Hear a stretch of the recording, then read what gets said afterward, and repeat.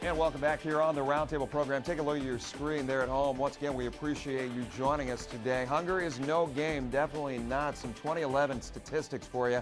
17.2 million households food insecure.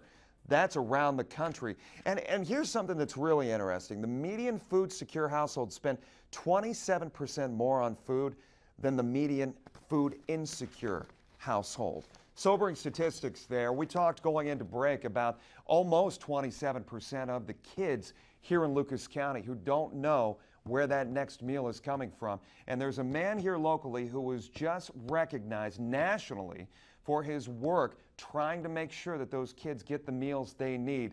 Tony Siebenek is his name, and our Jacqueline Policastro, our Washington bureau chief, caught up with him earlier this week. Take a look. I'm here with Tony Siebenek from Feed Lucas County Children, one of this year's Jefferson Award winners. Tony, tell me what it's like to be here in Washington. It's been a really exciting 2 days of our 4-day stay. I am just overwhelmed. What are you telling other people about the work that you're doing in Toledo? Well, the biggest thing is we're just excited about working on this child hunger issue. And just being involved with the Jefferson Award has brought so much more attention, and we see the kids are going to be a big winner. We really do.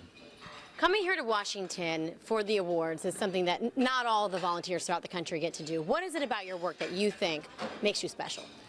Well, we're out there feeding the babies, and there's nothing more innocent than a child.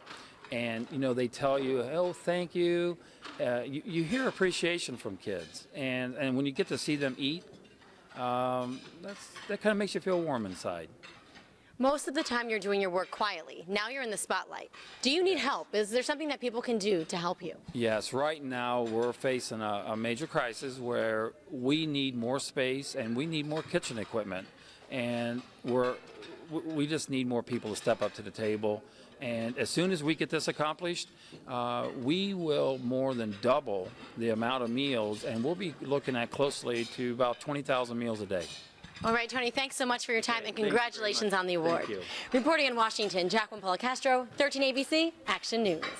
All right, so great work locally being recognized nationally. Of course, the work being done by the Toledo Northwest Ohio Food Bank also being recognized here locally. We are talking about the Hope for the Hungry Food Drive, which starts tomorrow and goes into the month of June. Once again, introducing my guests to you today, Barb Grandowitz, also Lori Cohen, and Diane LaValle Tankus, joining us this afternoon talking about, as we said, there's sobering statistics, but it must make you guys feel good. You said, Barb, you've met Tony. It must make you guys feel good to know that your work is not going unsung, right?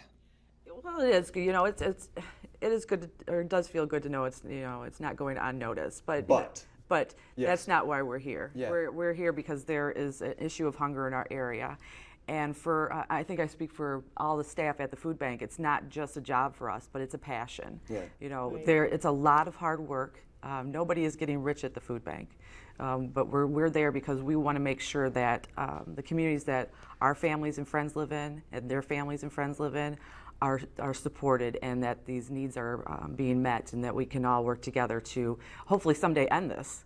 So many great organizations within Northwest Ohio, Southeastern Michigan, as far as that work that's being done for the greater good of the community. But when you look at what's being done here, why get involved with this one? I know you and your family are involved in a lot of stuff out there trying to help make Toledo a better place. But you know, what stands out for you? I guess what stands out, it does become a passion.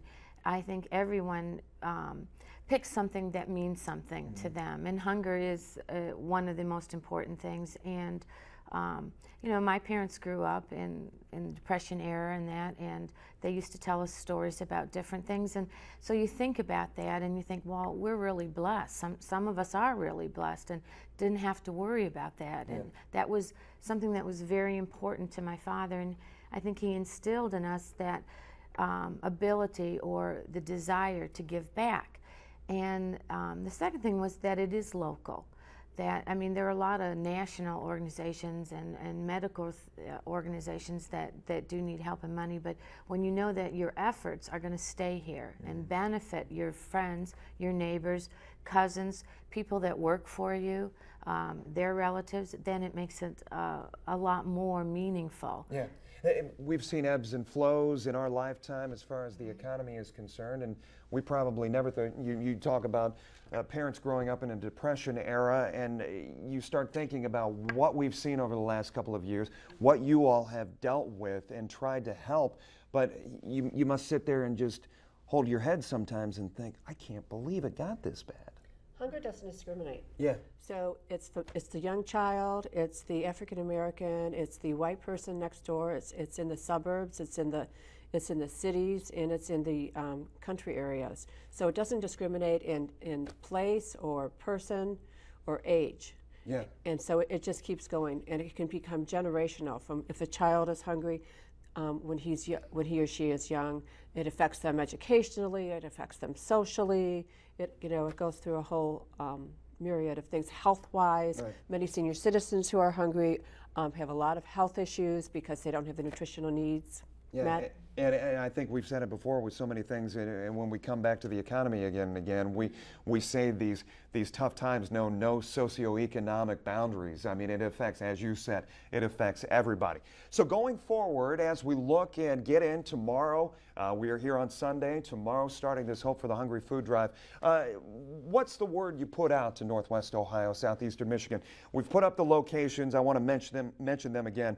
Walmart, Face Junkie in Perrysburg, Imagination Station, Matthews Ford, Taco Bell, PNC Banks as well. You're shaking your head. Dave White Chevrolet. Dave White Chevrolet. I apologize. Let's get that correction on there. Dave White Chevrolet for one of those. Those are the drop-off sites we're talking about. Let's be very clear about that. Dave White Chevrolet, one of those drop-off sites. But as we go forward, what are we hoping for this year? Well, we're hoping to meet and exceed what we did last year with the Hope for the Hungry drive. And that's 10,000 pounds of food. But it's very doable. There are a lot of good supporters here in the community. I mean, everybody has a different lifestyle and the different needs and limitations, but there's so many ways that they can donate to the food bank and it helped their community through food drives like this, volunteering, being advocates, supporters, talking to the businesses that they work for and say, hey, what can we do internally? Can we collect 50 cents for everybody for a Jeans Day? Can we do an internal food drive? Can we support one of the events or help by saying, hey, how much does a mobile food pantry cost you? Can we adopt that one and help this area? There's just so many things that people can do, and sometimes you don't even have to leave your home. You can be on the computer and get on Facebook and like us on Facebook and share it with their friends and see how they can get involved too. Yeah. So there's so much that people can do. Social to help networking not lost on the food bank either, right? Right. No. There's a lot of ways that we can connect with people, and we want to make sure we're there, and we want to make sure that everybody is understanding that there's a great need in our communities, and there are ways that they can help. And you brought up volunteerism. Is that where you need it to be right now? Well, as far as getting the help. Volunteer fluctuates just like donations do. So, some days we have just a couple volunteers, some days we have a group of 50. So it's ever changing for us, and we have to really adjust fast in this business. But we're always in need of donations of money, food, volunteerism, advocacy, support. Lori, your rah-rah speech going into this. That's very true. Well, also with Hope for the Hungry, you can donate online as well. You can go to our website and donate specifically for Hope for the Hungry. Okay. So then we can purchase foods that are needed, such as what certain nutritional things are needed for the backpack program. Right, which, as we pointed out at the beginning of the show, this is some of the elements which you guys include in this. Once again, weekend meals for those kids who need it, correct? Right. And final word, as you guys get involved and the plans come together, everything looking right in line for July? Oh yes, we're excited. Like I said, we have 4 good groups. Tommy Castro's our lead. We have Tinsley Ellis, Brian Auger, and Morgan Stiegler, and they start at 4 o'clock, runs till midnight. This is on the 13th, correct? On July 13th, Yeah. down at Promenade Park. So it's a good place to have a concert. It's bringing the whole Toledo, Lucas County community together. Yeah. So tickets are $25 in advance online at the food bank, foodbank.org. Yep. And $30 at the door, which we think is a bargain for 4 great acts. Ladies, thank you so much. ToledoFoodBank.org. You can also check out 13abc.com. We'll wrap things up right after this.